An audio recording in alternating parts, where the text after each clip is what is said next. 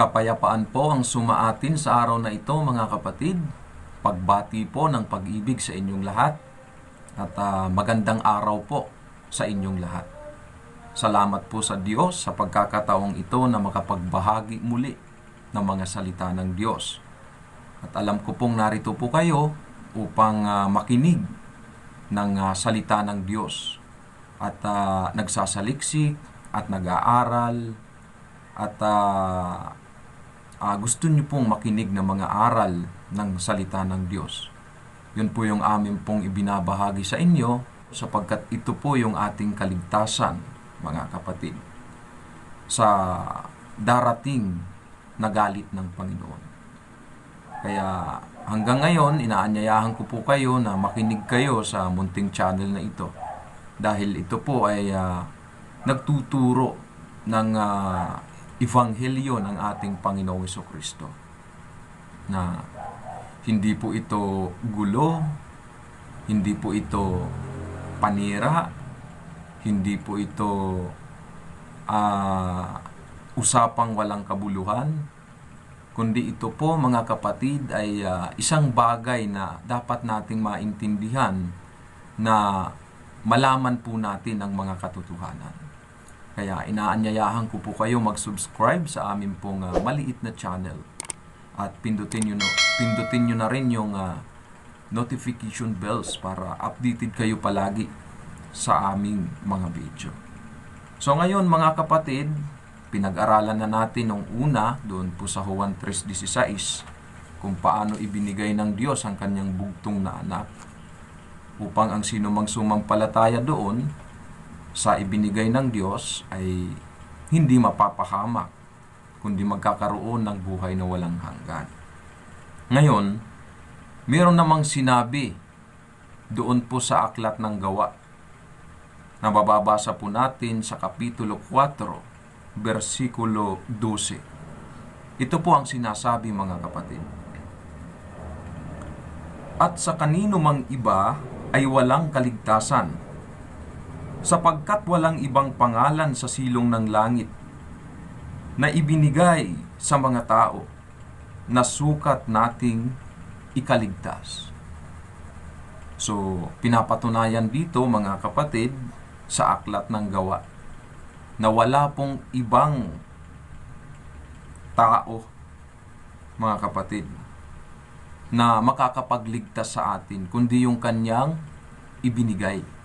Yun po ang ating Panginoong Jesucristo na kanyang ibinigay sa atin, tulad ng mababasa po natin doon sa Juan na nagpapatunay din na sinasabi doon sa 3:16, sapagkat gayon na lamang ang pagsinta ng Diyos sa sanglibutan na ibinigay ang kanyang bugtong na anak upang ang sino mang sumampalataya sa kanya ay hindi mapahamak, kundi magkaroon ng buhay na walang hanggan. Yun po, mga kapatid, ang dapat nating maintindihan, na wala pong ibang ibinigay ang Diyos Ama na nasa langit. Wala pong ibang ibinigay sa atin, kundi yung kanyang bugtong na anak. Kaya, mga kapatid, kay Kristo po tayo maniwala, kasi yun po yung ibinigay ng Diyos sa atin. Kasi yun naman po yung kalooban ng Diyos na sinasabi niya doon sa Mateo, Kapitulo 17, versikulo 5, na ang sabi, samantalang nagsasalita pa siya, narito ang isang maningning na alapaap ay lumilim sa kanila. At narito, ang isang tinig na mula sa alapaap na nagsasabi, ito ang sinisinta kong anak, na siya kong kinalulugdan, siya ang inyong pakinggan. Ayan. So, ang nagsasalita po dyan, mga kapatid, yung Diyos na nasa langit. Ayan. Sabi niya, ito ang kinalulugdan kong anak, siya ang inyong pakinggan. Kasi yun po yung kanyang ibinigay ayon sa Juan 3:16. At sabi naman doon sa Gawa 4:12, na wala pong ibang ibinigay ang Diyos kundi yung kanya lang anak. Yun po ang ating Panginoong Jesucristo. Kasi yun po yung nakita natin Yun po yung sinasabi ni Pablo kay Tito ng ating pinag-aralan nung una. Doon po sa 2:11 ng Tito, kung babalikan po natin mga kapatid. Sabi niya doon, sapagkat napakita ang biyaya ng Diyos na may dalang kaligtasan sa lahat ng mga tao. So itong tinutukoy dito na biyaya na nagpakita, yun po ang ating Panginoong Hesukristo. Paano napatunayan? Kasi nakita po yun ng ating mga apostol na pinatutunayan doon sa sulat ni Juan, sa Juan Kapitulo 1, versikulo 14. Basahin po natin mga kapatid. Ang sabi doon, at nagkatawang tao ang Verbo at tumahan sa gitna natin at nakita namin ang kanyang kaluwalhatian, kaluwalhatiang gaya ng sabugtong ng Ama na puspos ng biyaya at katotohanan. So ito po yung nagpakita sa mga apostol. Nakita namin, sabi ni Juan, nakita namin ang kanyang kaluwalhatian na gaya ng bugtong ng Ama. Nakita nila yung kanyang pagka-Diyos. Yun po ang ibinigay ng Diyos Ama na atin pong ikaliligtas. Yun po yung kanyang anak. Na ang sabi naman ng Ama, mga kapatid, na ito ang aking hirang. Sabi niya doon ulit sa Mateo Kapitulo, balikan po natin mga kapatid para maliwanag. Doon po sa 17 ng Mateo na sinasabi ng sulat doon sa talatay 5, samantalang nagsasalita pa siya, narito ang isang maningning na alapaap ay lumilim sa kanila at narito ang isang tinig na mula sa alapaap na nagsasabi, ito ang sinisinta kong anak. Yung nagsasabi dyan mga kapatid, yung Diyos. Ano ang sabi niya? Ito ang sinisinta kong anak na siya kong kinalulugdan.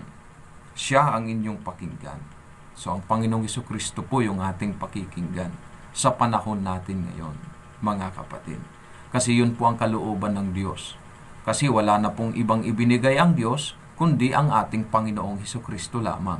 So yun po ang dapat nating pakinggan at pag-aralan. Kasi yun po ang ating kaligtasan, ang ating Panginoong Hesukristo.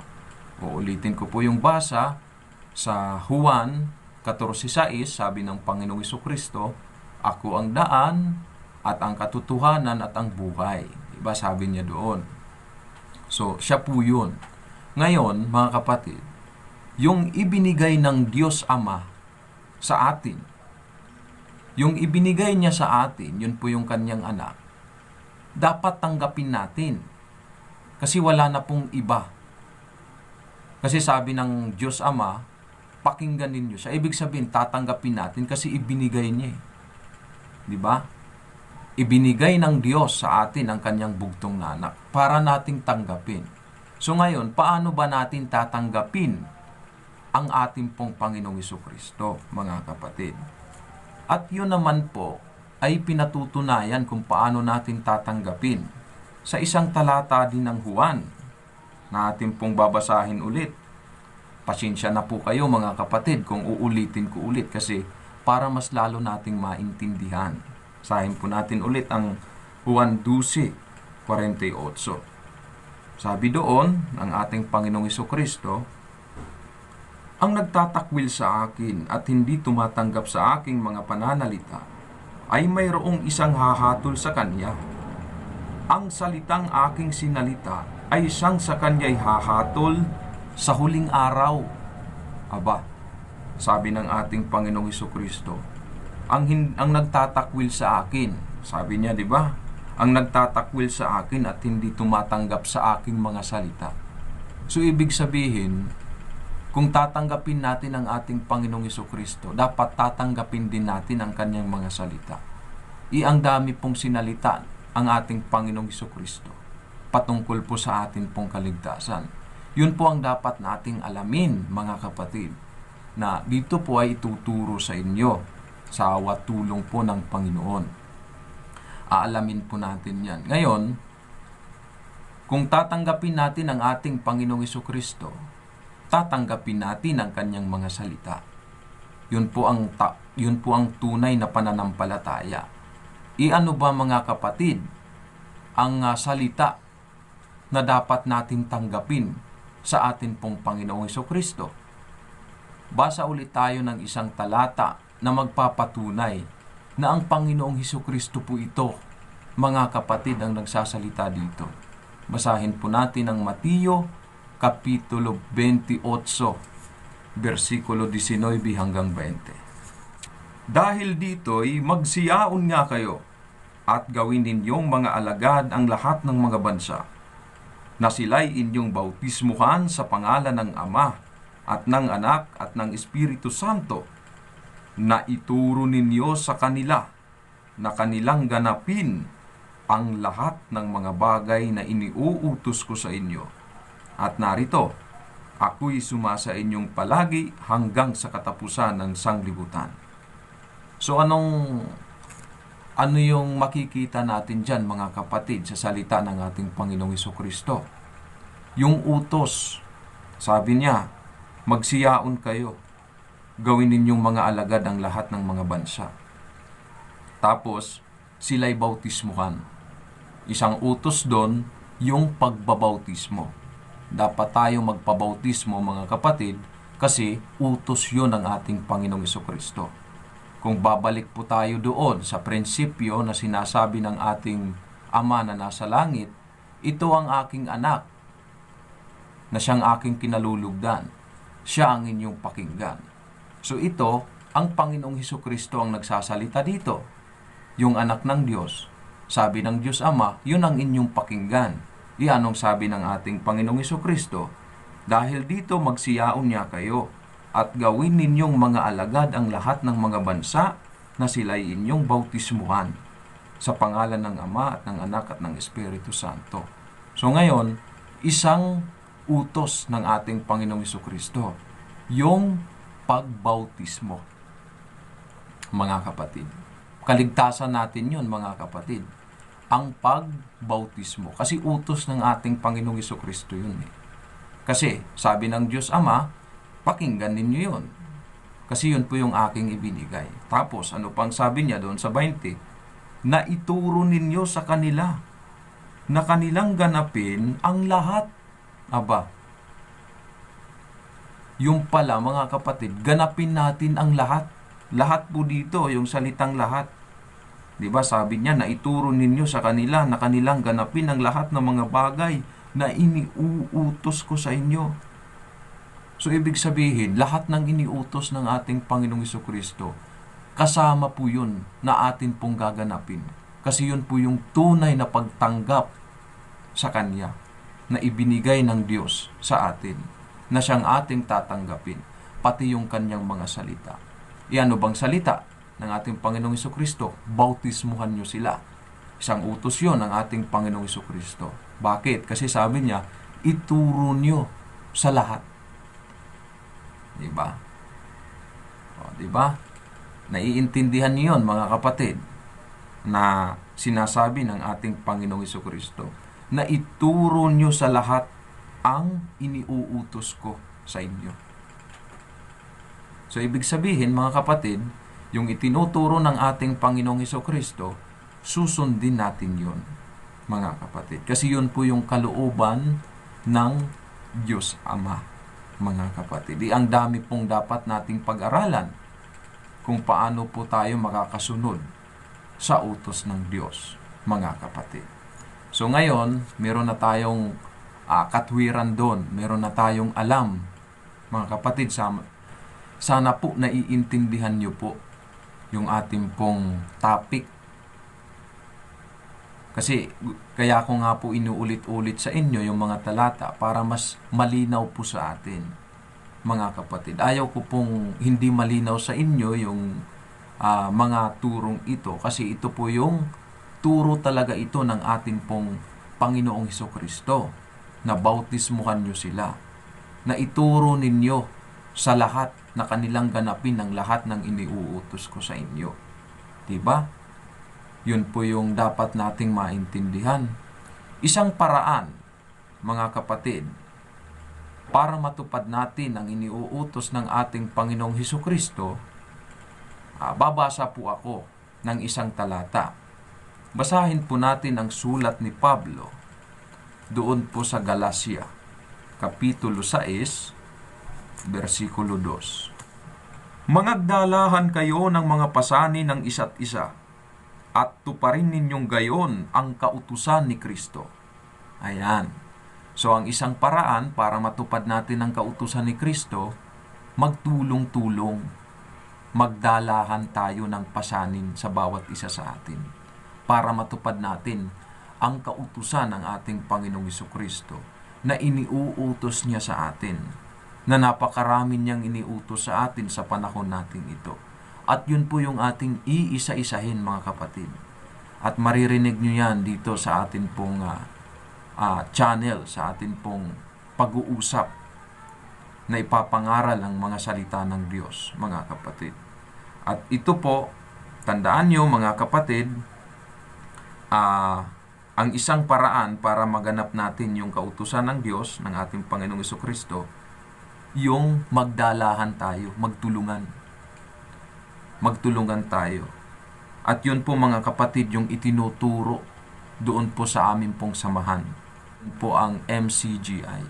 Yun po yung itinuturo sa amin, mga kapatid, na magdalahan kami, magtulong-tulong para matupad namin ang kautusan ng aming pong Panginoong Hesukristo. So ngayon, mga kapatid, hanggang dito muna tayo. At itutuloy po natin ito.